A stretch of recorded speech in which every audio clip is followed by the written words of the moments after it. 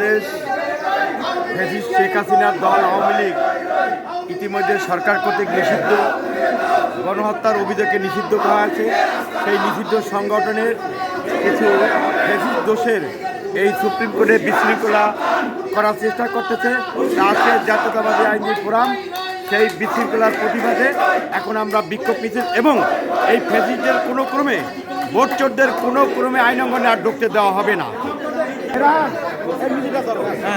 আইনজীবী সমন্বয় পরিষদের ব্যানারে একটি এরকম কোনো সংগঠন নাই, সংগঠন আমি একটি এখানে একটা প্রতিবাদ দিয়েছে এবং আপনাদেরকে জানিয়ে রাখা উচিত যে আপনারা দেখেছেন বরিশাল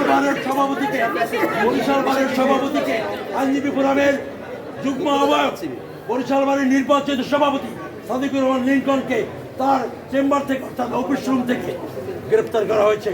আমরা এর তীব্র নিন্দা জানাই, কারণ তিনি প্রতিবাদ করেছিলেন ফ্যাসিস্ট আওয়ামী লীগের জামিন দেওয়ার কারণে। তিনি এজ এ সভাপতি হিসাবে বিএনপি কর্মী হিসাবে সে প্রতিবাদ জানিয়েছে, আর আমরা আজকে দেখলাম আওয়ামী ব্যানারে আওয়ামী ঐক্যবদ্ধ হওয়ার চেষ্টা করছেন।